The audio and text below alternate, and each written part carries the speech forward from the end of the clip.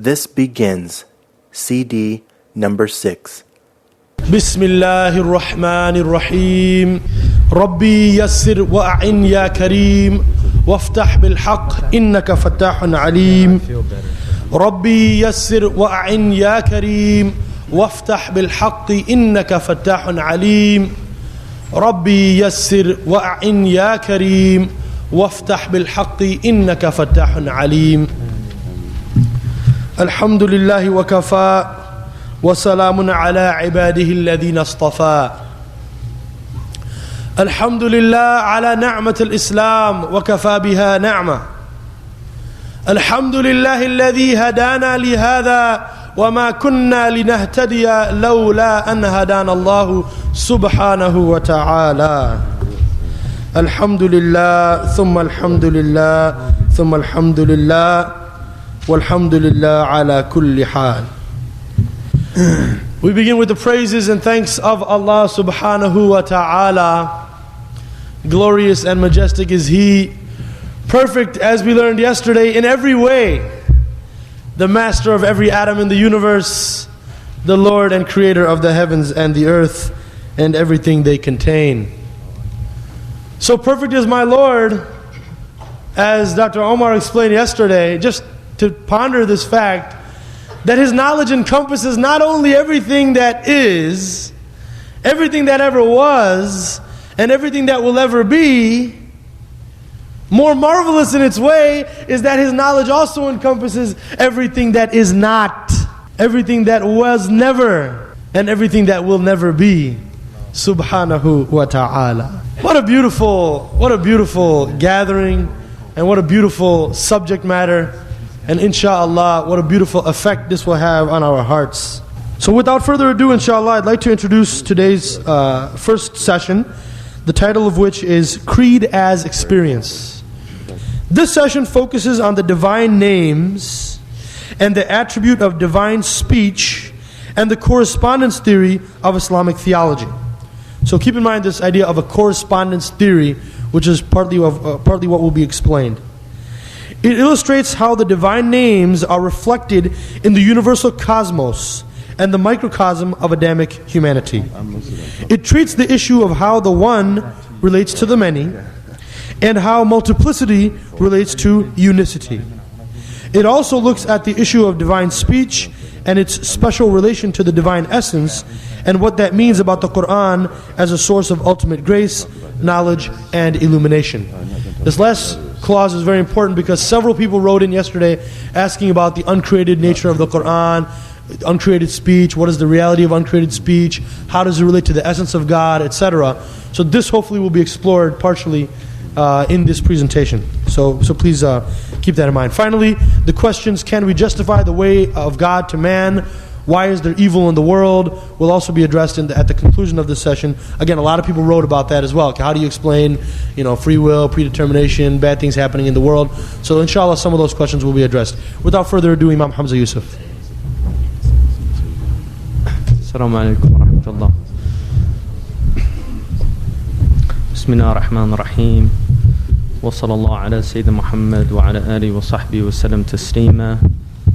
Allahumma la ilma لنا إلا ما علمتنا إنك أنت العليم الحكيم اللهم علمنا ما ينفعنا وانفعنا بما علمتنا وزدنا علما وصل اللهم على سيدنا محمد وعلى آله وصحبه وسلم ولا حول ولا قوة إلا بالله العلي العظيم ولا حول ولا قوة إلا بالله العلي العظيم ولا حول ولا قوة إلا بالله العلي العظيم.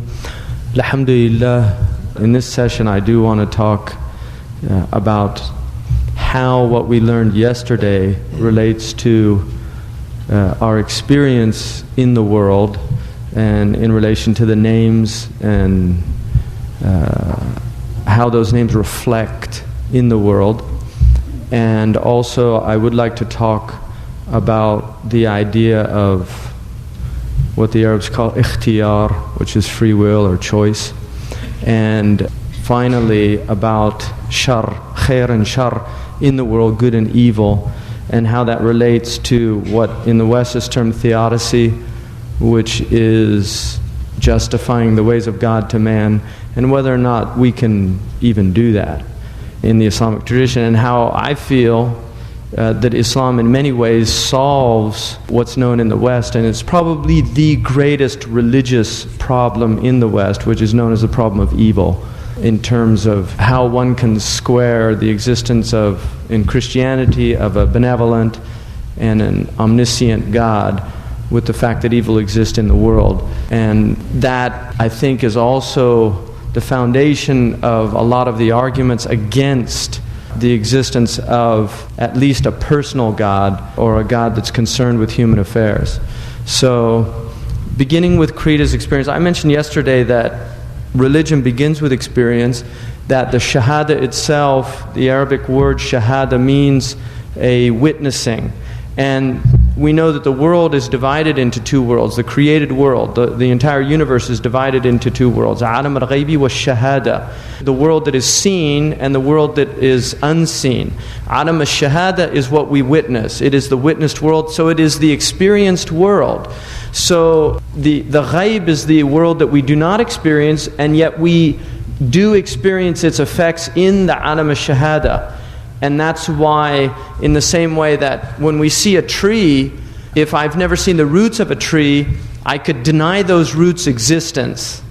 And yet if I plant a seed and I see the tree growing up and coming into the world, I recognize that it needs water, and I put water into the soil. I don't water the tree.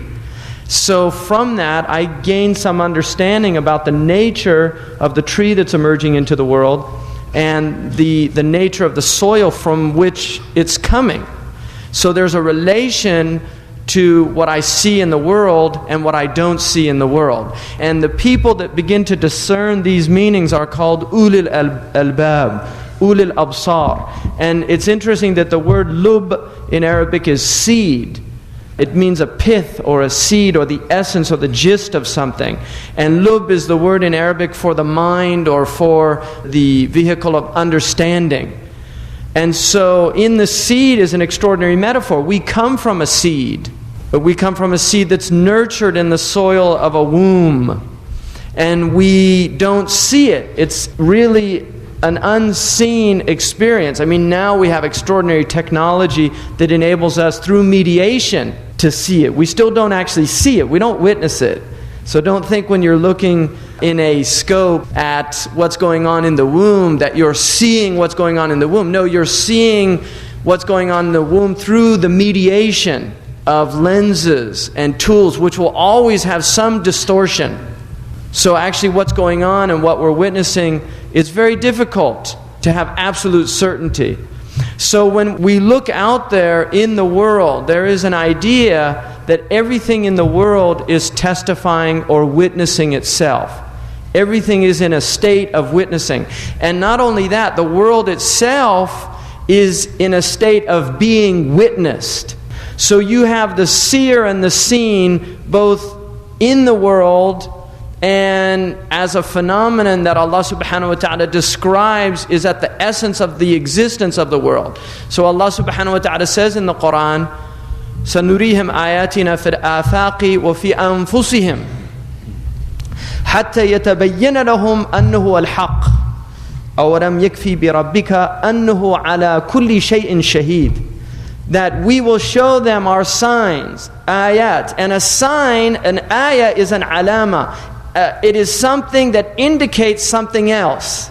That is the nature of a sign. It indicates something else. A sign is a signifier of something else. And what's so interesting about the Quran in relation to the modern world is philosophy, the project of philosophy has largely been abandoned except for the area of signs.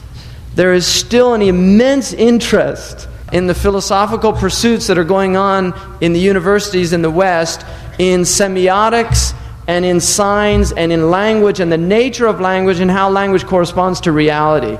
So the fact that our tradition is rooted in a linguistic phenomenon before anything else, and at the root of the linguistic phenomenon is the phenomenon of signs and what they signify, and the fact that what's left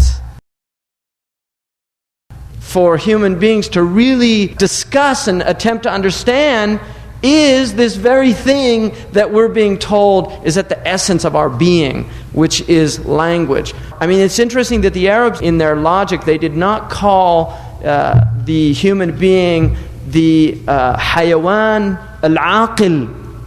They called the human being al-hayawan al-natiq, the speaking animal, which to them meant the rational animal. Mantiq is the science of logic, and so it's reason. But nataqa means to speak. And so at the root of our reasoning powers is language. And there was a recognition of that. And we as human beings are designed to interpret. And the highest form of interpretation that we've been given is the ability to interpret language. And that's why language is such a mysterious event in the world. Where does it come from? How do we obtain it? And how do we have this seemingly infinite capacity to use 28 letters, 30 letters, 42 letters? I mean, all languages basically share less than 50 symbols.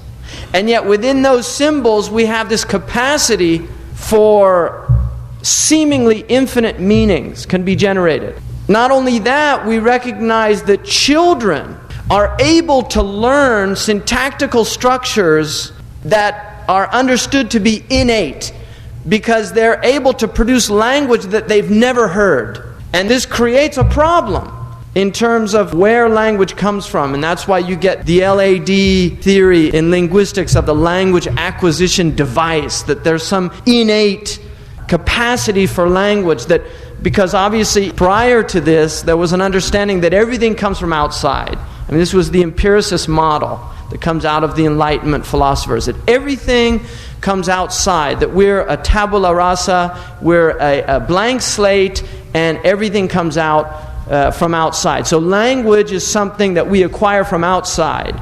That becomes very problematic when we begin to understand that language, in fact, is something that we have an inherent capacity for. And although an aspect of language is necessary from outside of ourselves, which is why if you put a Chinese child into an Anglo-Saxon family in England, that Chinese child will learn English unless those parents are speaking Chinese to it. That if you grow up in an Arabic family, you will develop sounds that for most Western people, they are almost impossible to acquire after a certain age. Letters like dad and ayn. And so you'll find people that grew up here that learn Arabic after their adult onset, and they're unable to speak and use that ayn and ghain. And I've met many people like that speak Arabic very fluently, but they're not able to say, they'll say ya'aini instead of ya'aini, because they can't get that ayn. And when I was a little boy, my brother used to listen to Middle Eastern music. He actually liked Kulthum, and he listened to a really strange group called the Devil's Anvil, hard rock from the Middle East. And I remember when I was a little kid, I used to listen to these sounds, and my brother and I would actually make jokes about it, saying, Habibi, Habibi. You know, and we would do this thing and make these sounds that we heard.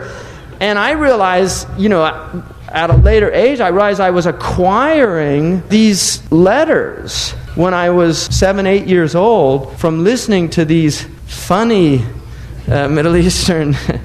And they use all those letters in there, especially in like Kulthum, she's always using Aini and Habibi and the difficult ones. So it's very difficult to acquire.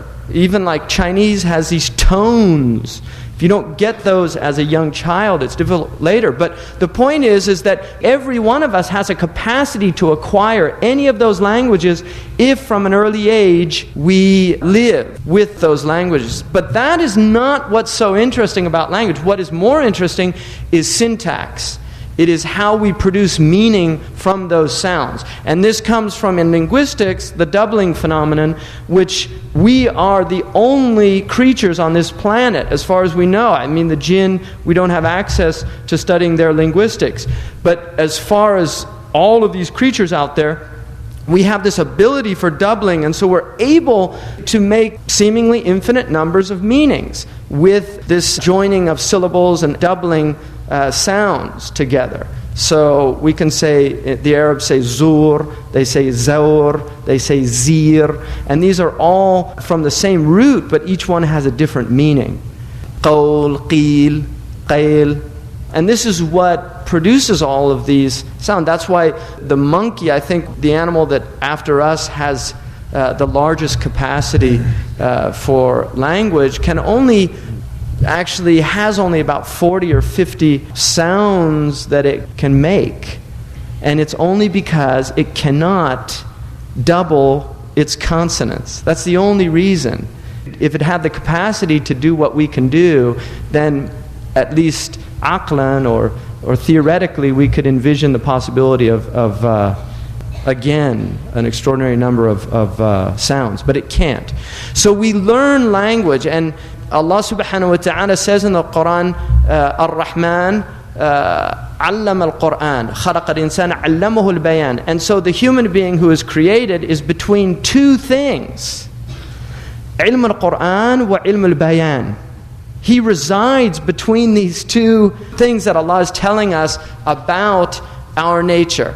Allama in Arabic is an extraordinary word because it means to imprint. It means to make an impression. Now, if you look at the first tools of writing, they were clay. And the way that impressions were made was literally pushing in and making an alama or an imprint, like in the Babylonian and these early clay, the Assyrian clay tablets. You'll see that they're imprinted into them. Well, that is what allama means. It means to imprint. Language was imprinted in us. Allamahu al-bayan. Language was imprinted in us. In another ayah, Allah subhanahu wa ta'ala tells us that وَمِنْ آيَاتِهِ خَلْقُ السَّمَاوَاتِ وَالْأَرْضِ. From amongst His signs is the creation of the heavens and the earth. وَاخْتِلَافُ أَلْسِنَتِكُمْ وَأَلْوَانِكُمْ. And the differences in your languages and your complexions. Surely in that is a sign for people who know, for people who have this ilm. Now, in rhetoric, in Arabic rhetoric, there is a concept called Tibac, which is where you use opposites like layl wa nahar. It's a very common motif in the Quran to use these opposites, ad-dunya wal-akhirah, dhakar wal-untha, that Allah uses these, and there's always a reason why they're being used. In this verse, Allah tells us from amongst His signs is the creation of the heavens and the earth. And then He tells us, and the difference of your languages and your complexions. What is the relationship between the heavens and the earth, languages and complexions? If you look at the word in Arabic for what Adam was taught, he was taught the asma. And the asma comes from a root word which is samu. Some say it comes from wasama, but they're still related. Samu is what comes from the heavens. And so the sama is the heaven. Language is celestial. Complexions are terrestrial because they come from our mud. So what we're being told here is that the human being is a meeting place between the heavens and the earth. What represents our celestial nature is our language. And what represents our terrestrial nature is our complexions and our diversity in our appearances. One is inward, one is outward. Language comes from inside and emanates out. Complexions are zahir. And this is why language is ultimately, it is what determines our humanity, not our complexions, because complexions do not go from in out. They don't have the same capacity. The language is a much deeper reality in our human essence. And that is why we are hayawan natiq. That is, if you want to get the definition of a human being, it is the speaking animal. That is at the root of it. And so Allah subhanahu wa ta'ala is showing us these signs in ourselves and on our horizon, and He's telling us that isn't it enough that your Lord is witnessing all of this? So just as you are witnessing the world, the alam al-shahada, your world is being witnessed, and without that witnessing, it disappears. In other words, it doesn't exist. And so if you look, and this is the out of sight, out of mind, that things have reality for you as a subjective human being when you are perceiving them. When they are no longer in your perception, either your literal perception of witnessing or hearing, or your intellectual perception through thinking about them. If either of those are gone, then that thing for your subjective reality is gone. So Allah subhanahu wa ta'ala has given us these tools, made us creatures that interpret the world.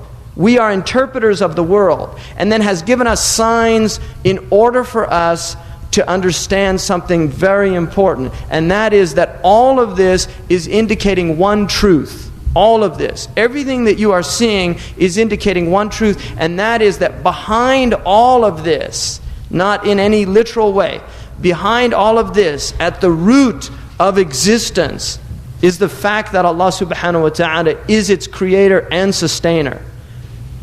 At the root of all of this.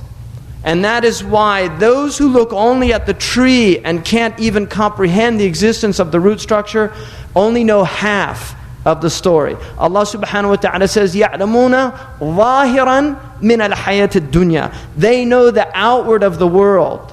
وَهُمْ عَنِ الْآخِرَةِ غَافِلُونَ. But they are heedless about the other half. So their knowledge is not sufficient knowledge because they only have half of even the created reality. We haven't even gotten into what is behind it, which is the creator. But from that perspective, they only see and believe in what they see. So in terms of creed and in terms of making this real for ourselves, one of the most important things is to have access to the names, because we believe that the names are manifesting themselves in the world. And in that way, the world is a mirror of the divine attributes.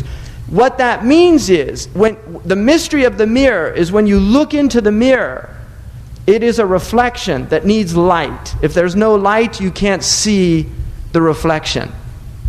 And that is why the same is true with the eye. When you look into the world to see the mirror of the divine attributes, you need light. And that light is called basira.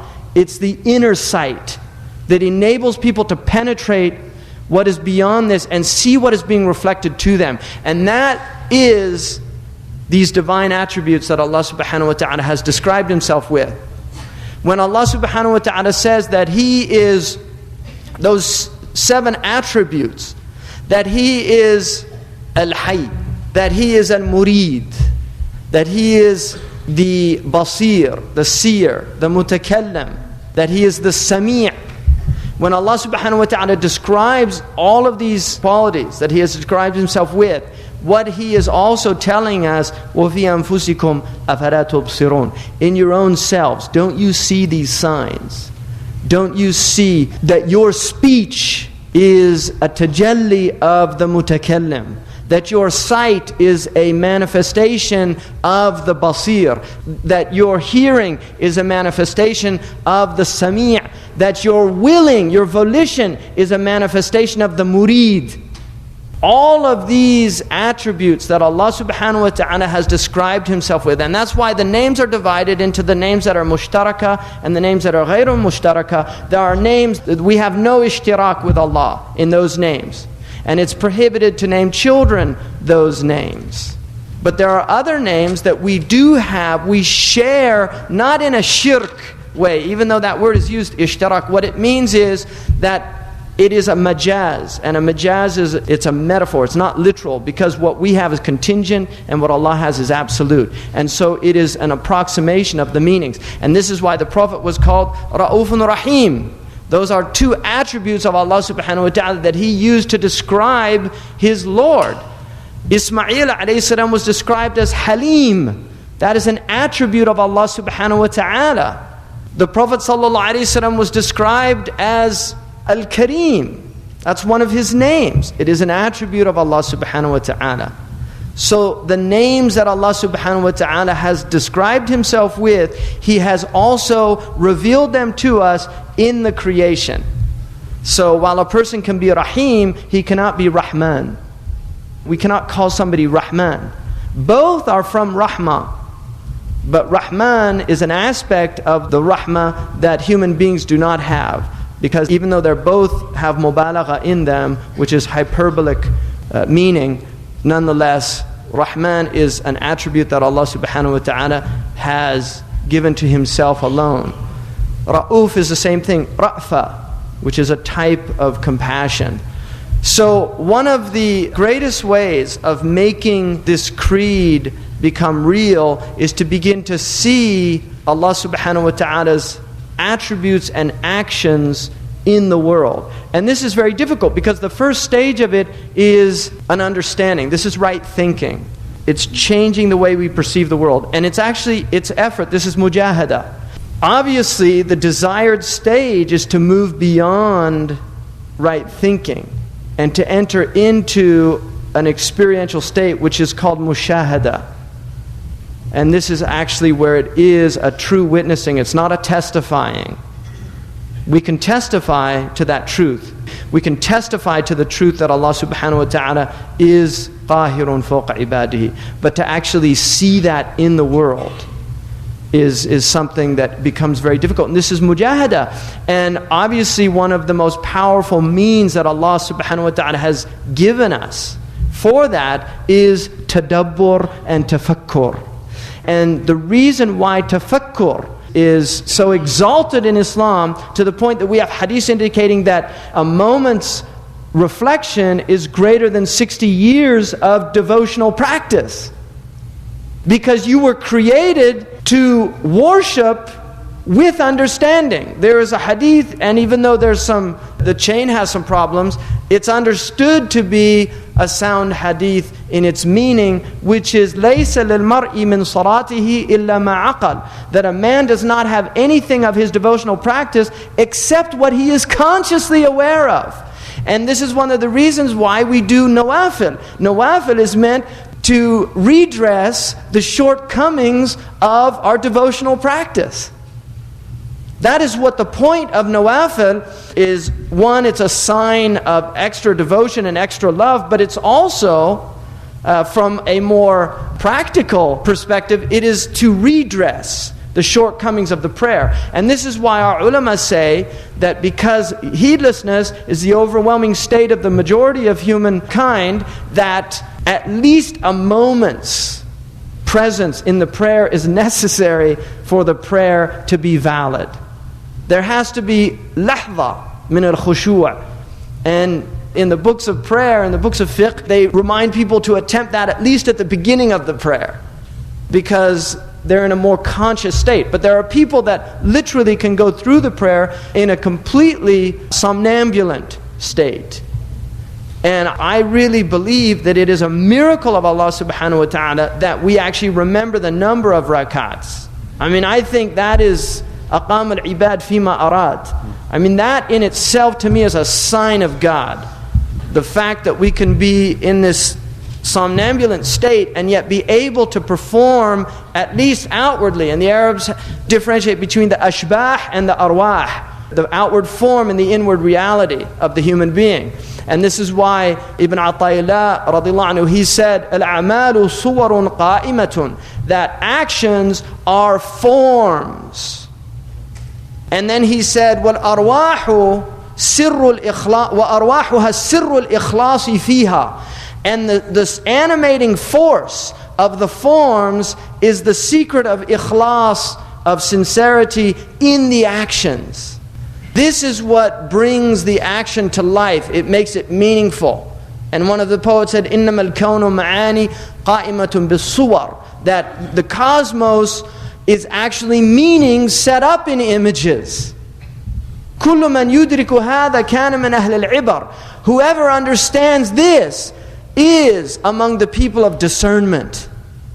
That if you miss this experience of the world, that the world is ibra, is an abara Abara is an amazing word because it relates also to ta'bir, to speaking, to meaning, to significance. So ibra is what is signified, but it also means to move across, because again, meanings are metaphors. All of language in reality is metaphorical in that it is a abara. Metaphor means to jump over something, and that is what abara means. A ma'bara is a bridge, and that is what language does. So the world is like that itself. It's to take you, it's a bridge to take you to a much higher understanding of what you're experiencing.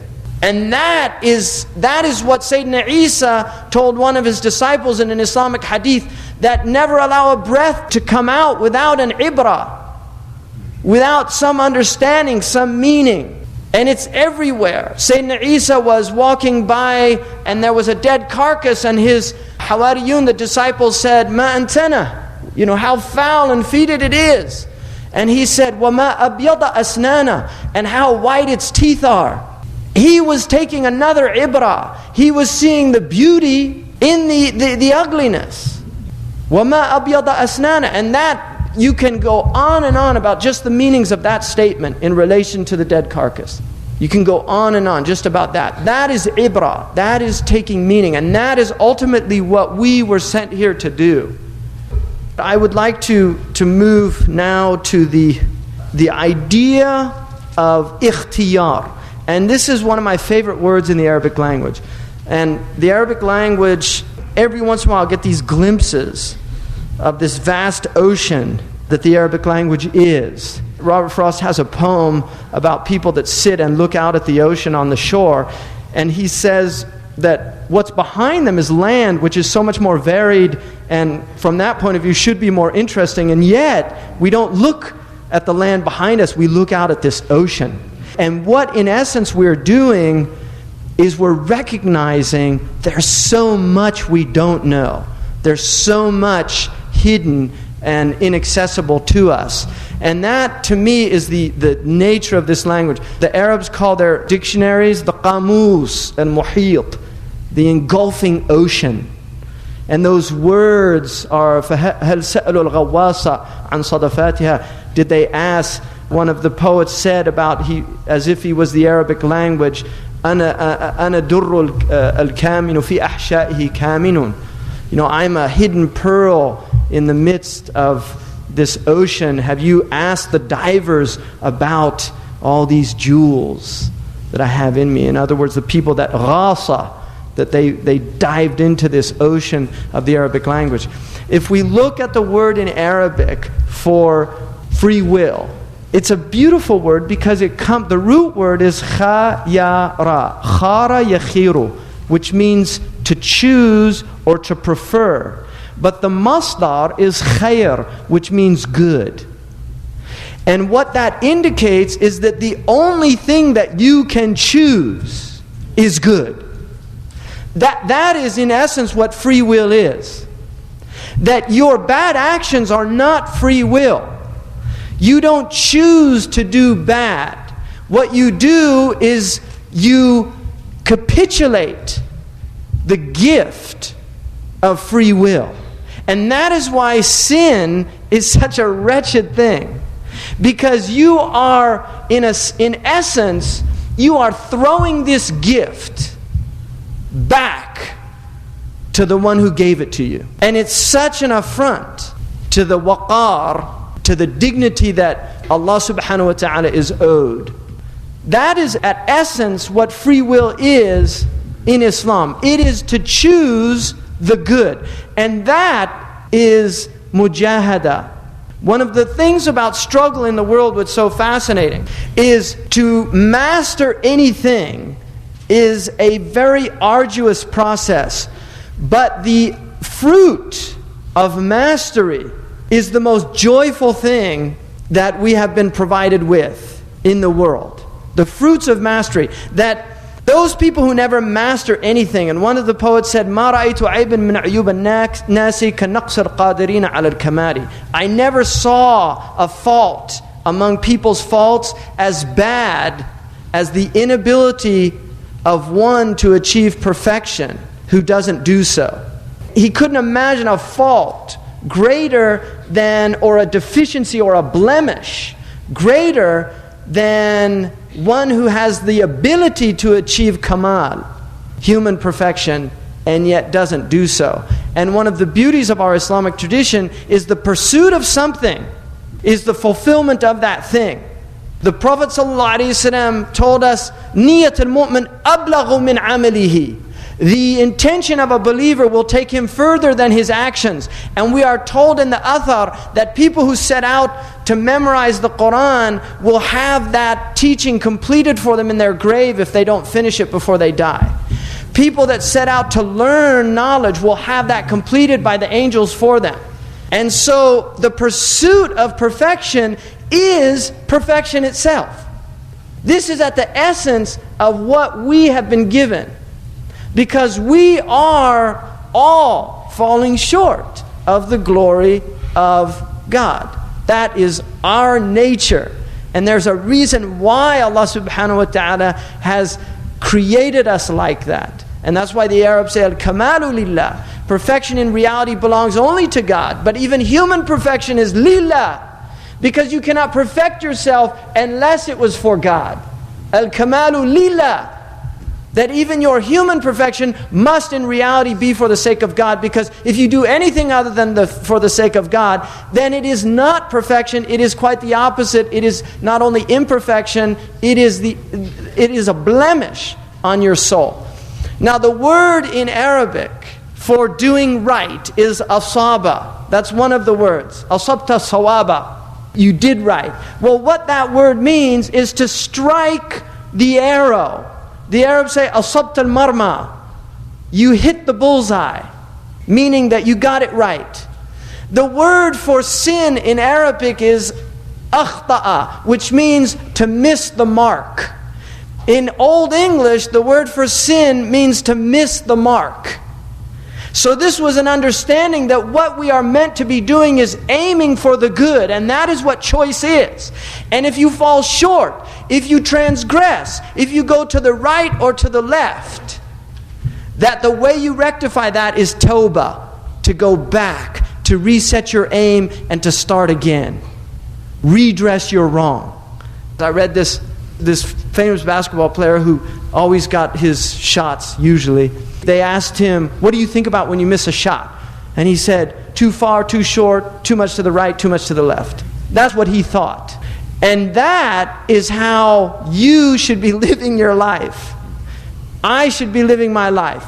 In any action we do, was it too far, too short, too much to the right, too much to the left?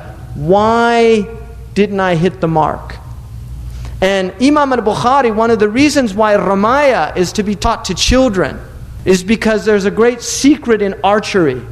Imam al-Bukhari was a master archer. One of his companions said, I spent 20 years with this man and he shot arrows every morning. And I never saw him miss the bullseye except one time. Now there is a relationship to Imam al-Bukhari's martial arts and to his hadith science. Because he was not only a master of hitting the mark with an arrow, but he was a master of hitting the mark in the hadith. And that's why his ma akhta'a fil hadith. He didn't make those mistakes in the hadith. That's why his book is Asahu Kitab Ba'da Kitabillah. But there's a relationship to his practice, that spiritual practice of martial arts. And when the Prophet ﷺ, when it said, أَعِدُّ مَا اسْتَطَعْتُ مِنْ قُوَّةٍ, the Prophet said in the hadith, أَلَا وَهِيَ الرِّمَايَةِ أَلَا وَهِيَ الرِّمَايَةِ أَلَا وَهِيَ الرِّمَايَةِ, that power is in archery, power is in archery, power is in archery. Now, interesting, a story, Sayyidina Umar once saw a group of tabi'een, they were practicing archery in Medina. And they used to practice between Asr and Maghrib. One of them, he said to him, أَخْطَأْتَ, you missed the mark. And he said, نَحْنُ مُبْتَدِئِينَ Ya Amir al-Mu'mineen. We're beginners. But he made a grammatical mistake, because nahnu is the mubtada, mubtadi is the khabar, it should have been marfu', so he should have said nahnu mubtadi'un. He said nahnu mubtadi'in. We're beginners. He said, Wallahi, inna khata'ak fi lahnik أشد عليه من خطأك في الرماية. Your mistake in your grammar is harder on me than you're missing the mark with that arrow. So he was indicating a relationship between one's practice in the world and also one's internal, what's coming out of oneself and what one is doing. There's a relationship between the inside and the outside. So this idea of free will, we believe that Allah subhanahu wa ta'ala has created us and given us this ability to act in the world. We have this ability. We, on the other hand, believe, because of very deep philosophical deliberations by our ulama, not only on the Quran, but on the implications of any other position. We also believe that our actions are created by Allah subhanahu wa ta'ala. We do not create our actions. The position of the Mu'tazila was that we create our actions, and the reason they did that was because obviously they had a belief about as-salah wal-aslah, that it was an obligation for Allah subhanahu wa ta'ala to do what was good for His creation. And so this brought in the problem of theodicy, of how evil fits in the world. And if we say that God creates our actions, then our evil actions become creations of Allah subhanahu wa ta'ala. And therefore, how do we square our understanding of a benevolent Lord with the creation of evil? This becomes a problem. So I'm going to get to that, but before I do that, I want to talk about how the free will is resolved, because it's related to the problem of evil in a very profound and deep way. The free will was understood to be acquisitional. And this is what our scholars called kisb, which is لَهَا مَا كَسَبَتْ وَعَلَيْهَا مَكْتَسَبَتْ. Laha means it is for it what it earns, and it is against it what it has wrought from wrong actions. So in this ayah, Allah subhanahu wa ta'ala clearly states that we earned something. وَمَا أَصَابَكَ مِنْ حَسَنَةٍ فَمِنَ اللَّهِ وَمَا أَصَابَكَ مِنْ سَيِّئَةٍ فَمِنْ نَفْسِكَ. Whatever afflicts you from good is from Allah, and whatever afflicts you from wrong is from your own self. In other words, what you earned. Now the word in Arabic for calamity is what? Musibah. إِذَا أَصَابَتْهُمْ مُصِيبَةٌ قَالُوا إِنَّ لِلَّهِ وَإِنَّا إِلَيْهِ رَاجِعُونَ. What does musibah mean? To hit the mark. It's a calamity that hits the bullseye. It's not called a makhta'a. A musibah is what hit the mark. It reached the proper target. And that's why you cannot be in the wrong place at the wrong time. Poor guy, he was just in the wrong place at the wrong time. He was in the right place at the right time, but the question for us is, was he in the right state and the right mind? That's the question. Because the readiness is all. It's not whether death is coming or not. Death is coming, and that is an inevitability, but it's whether we are prepared for what is coming or not. So what afflicts us is destined to afflict us, and it cannot miss us. And that's why the Prophet ﷺ said, what was decreed to hit you cannot miss the mark, even if the whole world tried to prevent it. And what was decreed to miss you cannot hit the mark, even if the whole world tried to make that happen. It's as simple as that. So, in this position that the Mu'tazila took, they used certain verses, and there was a debate early on between two groups called the Qadariyah and the Jabariyah. The Qadariyah are the people of the Mu'tazilite who viewed that what happens in the world is human doing, that human beings create what they do.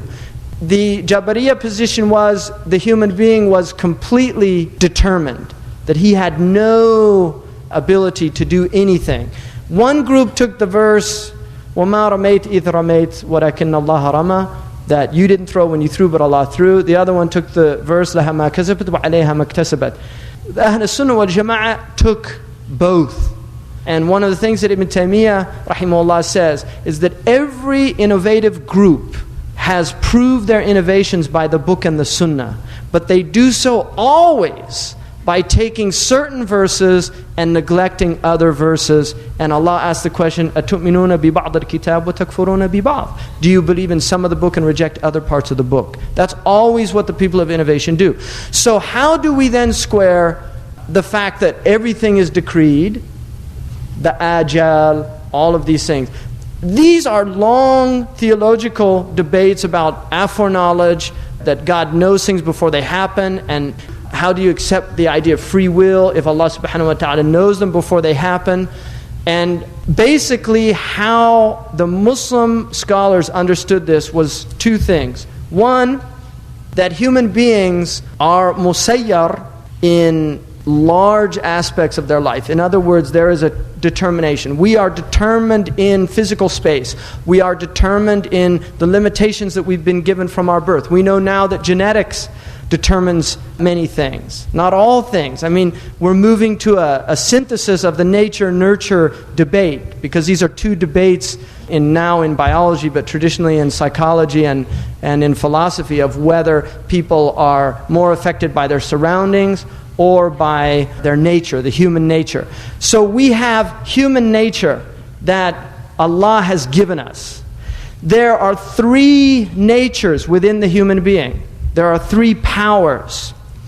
What is called the quwwa al-ghadabiyya, or the quwwa al-aqliyya, the rational power, the quwwa al-ghadabiyya, the irascible power, or the emotional power, and the quwwa al-shahwaniyya, the appetitive power.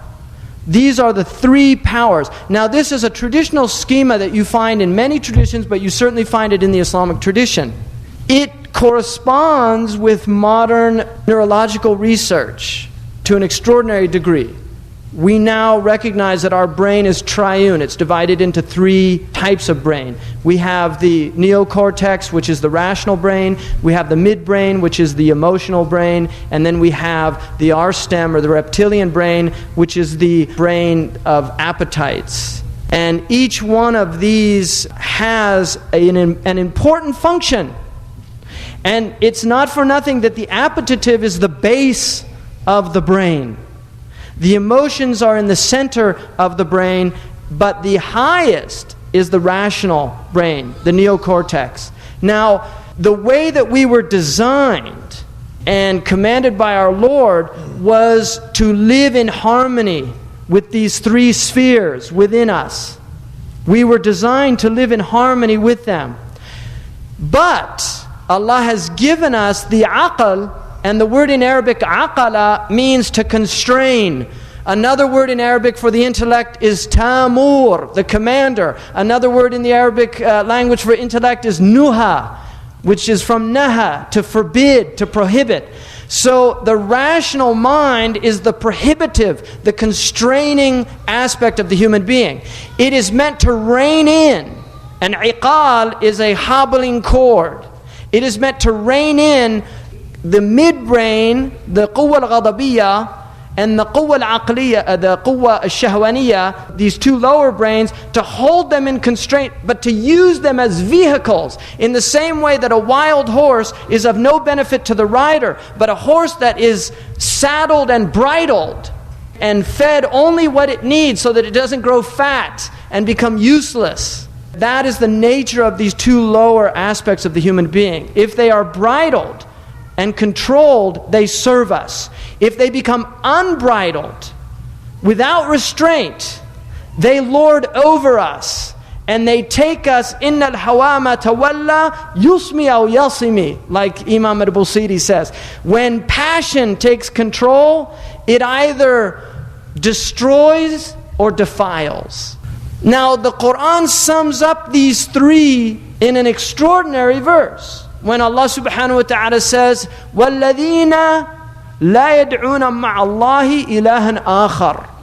Those who do not call upon Allah another God. This is the worst thing that you can do with your rational mind. There's no higher wrong than to misunderstand your Lord. وَلَا يَقْتُلُونَ النَّفْسَ الَّتِي حَرَّمَ اللَّهُ إِلَّا بِالْحَقِّ. And they do not kill another soul that Allah has sanctified, except with just right from Allah. The worst thing that your irascible soul or your quwwa al-ghadabiyya can do is to kill a human being out of anger. وَلَا يَزْنُونَ. And they do not fornicate. The worst thing that your appetitive soul can do is fahisha, is sexual foulness. So these people that Allah is describing are people who never allow their rational soul to go astray, their irascible soul to go astray, or their appetitive soul to go astray. And this is ikhtiyar. This is where choosing the good comes in. Allah subhanahu wa ta'ala gives us always two choices in the Quran. The Hasan and the Ahsan. The good and the better. And He gave us a Prophet sallallahu alaihi wasallam who always chose the better. Always. And the one time that he chose the Hasan over the Ahsan, he was rebuked in the Quran. Abasa wa tawalla.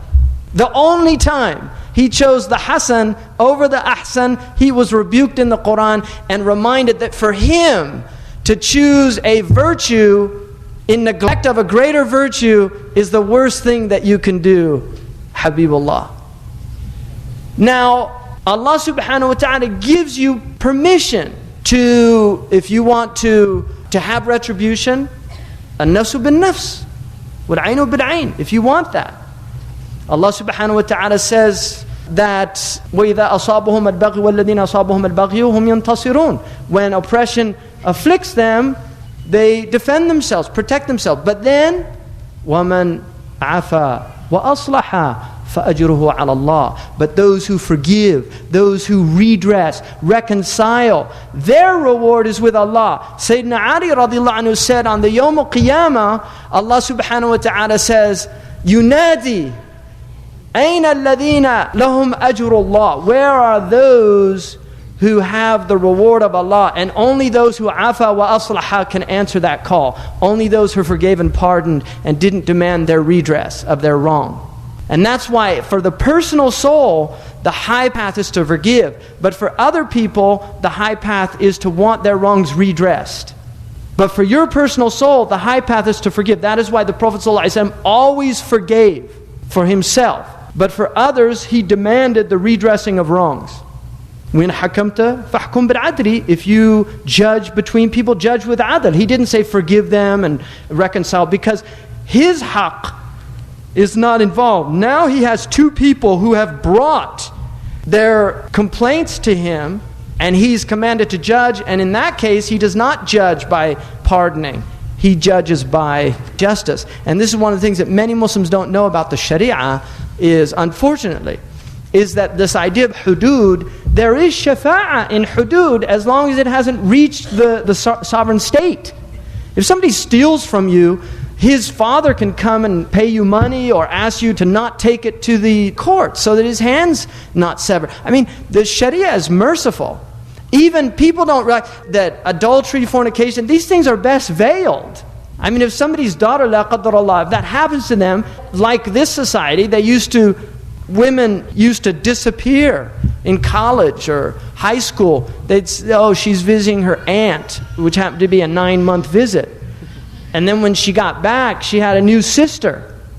And that's the way people did that, because there was a recognition of blame and a recognition that these things are wrong and they destroy society. Well, the same is true within the Islamic ethos, that people wanted to veil other people. This idea of taking people, and it's really alien to the spirit. But once it gets to the sovereign state, then the state has no other choice but to implement a had.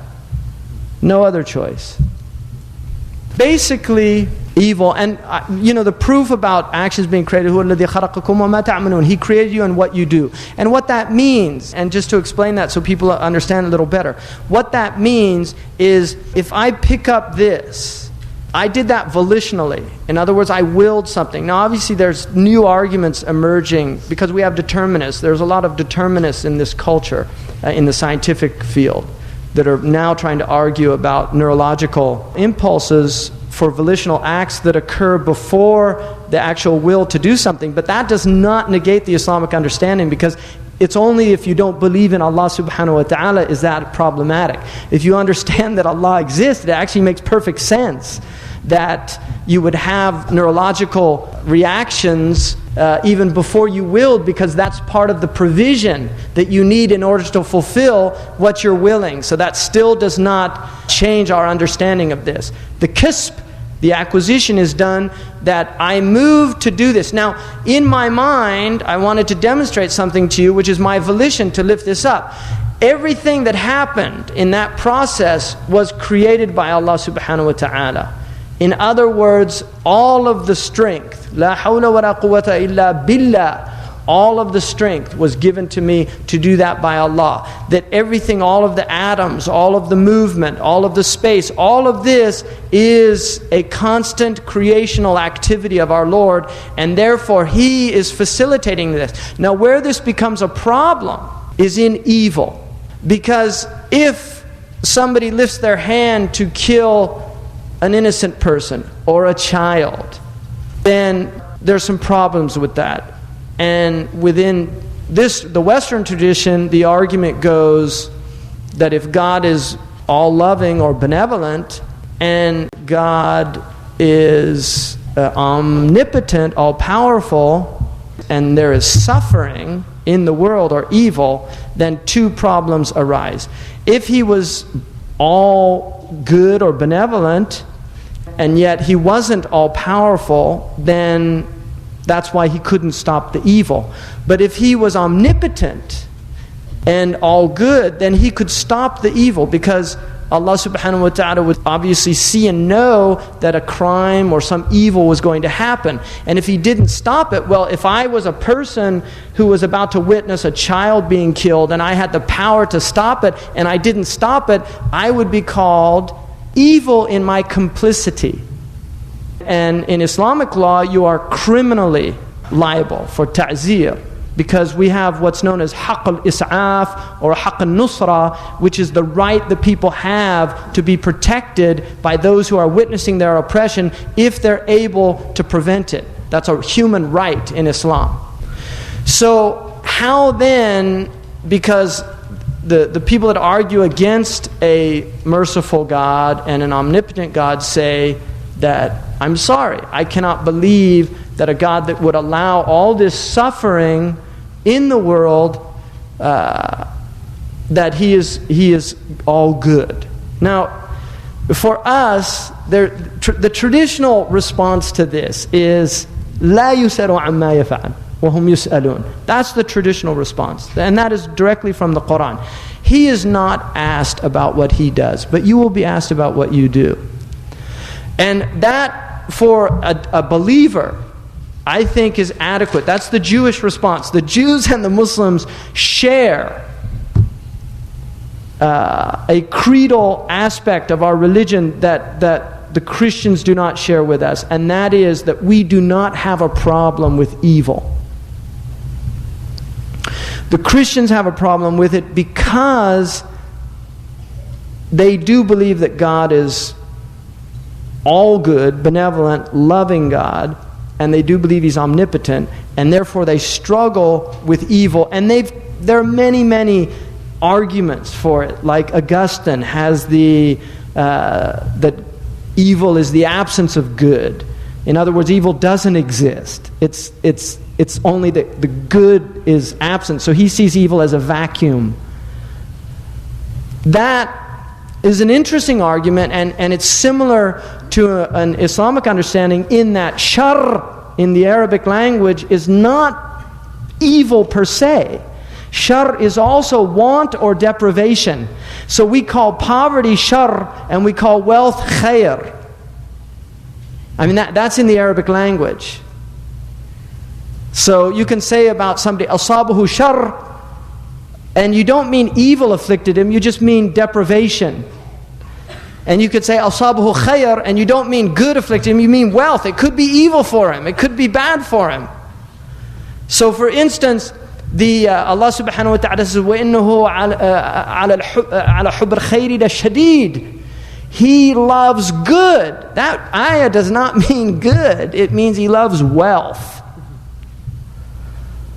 But Allah uses the word khair to mean wealth. Why? Because khara yakhiru means to choose or to prefer, and human beings prefer wealth over poverty, and they're right to do so because wealth is an attribute of God and poverty is an attribute of the servant. So to choose what is God's attribute over what is humiliation and servitude is obviously a divine choice. So you are choosing good. There is ikhtiyar in that. So when that's his answer. There's another, Irenaeus was a bishop, a Christian bishop, early, who had the idea that there was a divine wisdom in evil. And we share this also, in that it is through evil that the soul is improved. Now, from our perspective, we would not call that evil, because anything that improves us is khayr. And that's why the Prophet ﷺ said in a hadith that Suhaib al-Rumi relates in Sahih Muslim, عَجَبًا لِأَمْرِ الْمُؤْمِنِ فَإِنَّ أَمْرَهُ لَهُ كُلُّهُ خَيْرٌ. Because his affair is all khayr. And that's why you will often, what he said, ذَلِكَ لِأَحَدٍ سِوَى الْمُؤْمِنِ, and that is only the mu'min's right. That's only for the believer. And that's why good that afflicts somebody in a state of ingratitude is bad. So that hadith indicates that the Prophet ﷺ, and that's why it indicates that the Prophet ﷺ was telling us that what you perceive as shar is khayr when you're a mu'min. And that's why Allah subhanahu wa ta'ala says, this is why I'll get back to that in a second, but this is why I like the boohoo and the rah-rah theory, because I think there's a lot of truth in that, is that what people deem good and what people deem evil is usually what their likes and dislikes relate to. And that's why one of the ways of getting out of emotional thinking and into rational thinking is to look at what's good in what you deem bad. To look at what is good in what you deem bad. That is one of the ways of freeing yourself from this type of thought that constrains or delimits your ability to perceive good in the world. So for instance, Allah subhanahu wa ta'ala says, كُتِبَ عَلَيْكُمُ الْقِتَالِ وَهُوَ كُرْهٌ لَكُمْ. Fighting has been prescribed for you. And qital means martial fighting, but it also means struggle, according to Ibn Mandur and Lisan al-Arab. But here, obviously the dominant meaning and the first and foremost meaning, it is incumbent upon you, if you're able, to defend yourself against aggression or transgression, or defend others who are being oppressed or transgressed upon. Allah has deemed that. We are not pacifists. We actually believe in the right of self-defense. And Ibn Taymiyyah rahimahullah said that there are only two justifications in the Quran for fighting: those who persecute you religiously, and those who drive you from your homes or threaten your land or your well-being. Those are the only two reasons that Allah subhanahu wa ta'ala gives in the Quran. And Allah loves not the transgressors. And Allah la yuhibbu al-mu'tadeen. وَلَا عُدْوَانَ إِلَّا عَلَى الظَّالِمِينَ. There's no oppression, there's no transgression except against transgressors. And that's not real udwan, because the Arabs say al-jaza min jins al-amal. The requite of something is in the nature of that thing being requited. And that's why Allah subhanahu wa ta'ala says in the Quran, جَزَاءُ السَّيِّئَةٍ سَيِّئَةٌ مِثْلُهَا. The reward of a wrong is a wrong like it. Well, that doesn't mean a wrong like it. It means that it's redressing the wrong, and it's a sayyah in that the person that's getting his wrong redressed doesn't like it. The evil is that fighting is kurhun lakum. Kurh means detestable to you. And that's why people that love to fight are pathologically unwell. They're sick people. And there are people like that. They buy magazines called, what's that, Soldier of Fortune. And if you look in the back of that magazine, it's got all these really weird things that you can buy to learn how to maim and kill better. And this is a disease. People are not well. They're not well. You should not desire to kill people. And human beings are actually designed not to like that. And if you do like it, it's pathological. You've deviated from a state of health. And that can be redressed, and it should be. And that's why the Prophet ﷺ in Sahih al-Bukhari said, "La tatamannaw liqa al-adu." Don't desire to meet your enemy. وَلَكِنْ said Allah al-afiyah, but ask Allah for well-being and peace and security. فَإِنْ لَقِيتُمُوهُمْ فَاثْبُتُوا. But if you're forced to meet them, be brave, be courageous. Allah says after that, وَعَسَىٰ أَن تَكْرَهُوا شَيْئًا وَهُوَ خَيْرٌ لَكُمْ. And maybe you hate a thing and in it is much good for you. And there's another verse similar to that relating to husbands and wives having marital problems.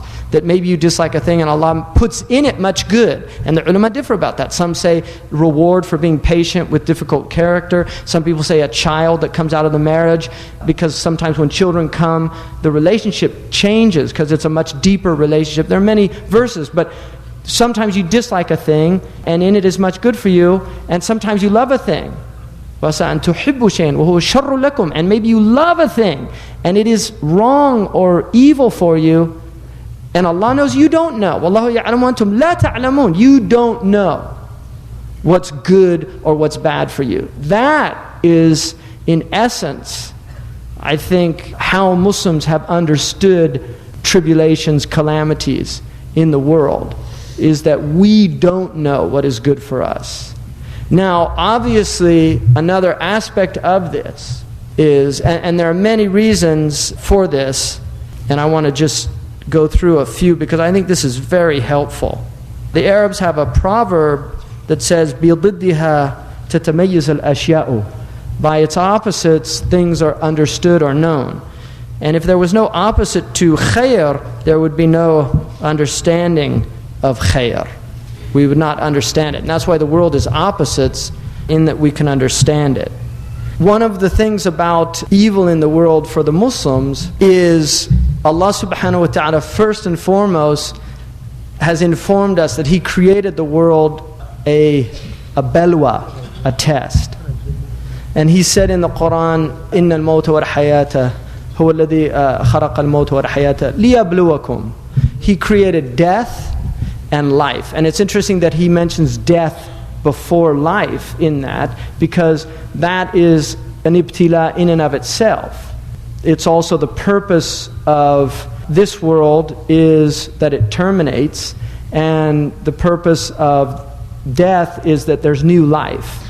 And this is why one of the Persian poets said, you came into the world crying and everybody around you was weeping, and you leave the world laughing and everyone around you is crying. Because once you move to the next world, it's like somebody who was, you know, these Indian trains where they have like the people riding up on the top in the wind and everything, and then they're offered to come up to first class. I mean, how many of them would say, no, I'm fine here, really enjoying the weather.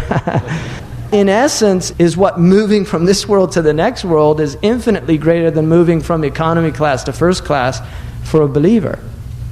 It's not something that you would turn down.